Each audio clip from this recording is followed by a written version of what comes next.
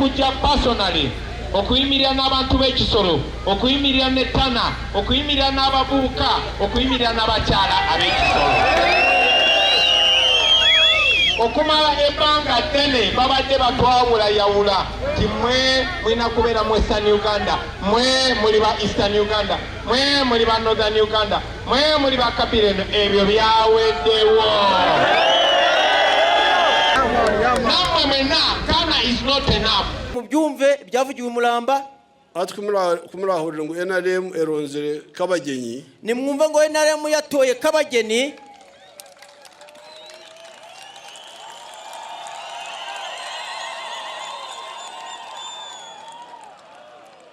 Mutamureba nka Kabagenyi.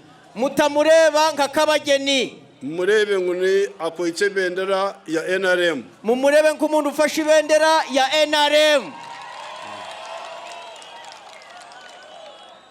Abukuba ebikorwa nibikorwa NRM bikorwa n'umwaka wa Museveni nyonyenka chairman ebyo ndakikubasa kubikora kuko ibiri gukorwa byose bikorwa na NRM kuko njewe nka Museveni nubwo ndi chairman k'umuntu umwe ntabwo nashobora kubikora.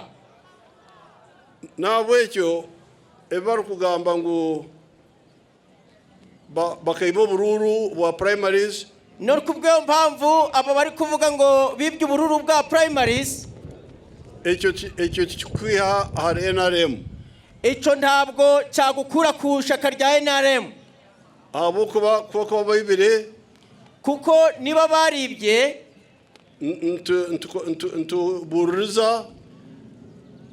tubururiza turabaririza turacondoza. Everyone, every lady here must be a Tana. Every young person must be a Tana. Because this is only the beginning. Kati tutandika butandisi twagala tubasabe mukole statement musindike Tana mu parliament katagenze bugenzi mu parliament kunyumirwa nenga agenze okwogera ebizibu byammwe. Lero twashanga bayibire none dusanze baribye nubu yakuba yagira mu parliament nubwo yaba yaragiye mu parliament nubu mukwata nazo mu gihome baramufata akaja mu gihome.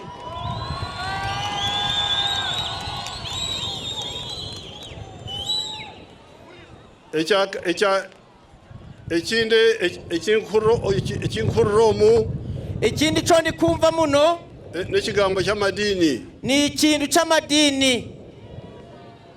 Ubu n'ubutwa ubwo n'uburozi. Nagamba no muguruse mugenzi wanjye Dr. Mateke. Navuganye na mugenzi wanjye umusaza Mateke. Nagamba na Bishop Mbitse. Mvugana na Bishop Mbitse. Nagamba na Bishop Karisti Rubaramira. Mvugana na Bishop Karisti Rubaramira. Ahasima nabagira nti mutekerezo obutwa futaho muri Kisoro. Kusimu ndababwira nti mutemera uburozi muri Kisoro. Obutwa poison. Obutwa nibwo burozi. Okay. Abo kuba nabaringi cyo muguruze Mateke ati no kubwe mpamvu naboje muzayi Mateke ngwe bibiye dini ni dini nenganda ubwoko nibyo byashenyire government za Uganda hagati ya 1966 and 1986. Nibyo byasenye government ya Uganda hagati y'umwaka w'1966 n'umwaka w'1986. Kikastwara imyaka 16 yo kurwana. Byatwaye imyaka 16 yose turi mu ntambara kureto businge kugira ngo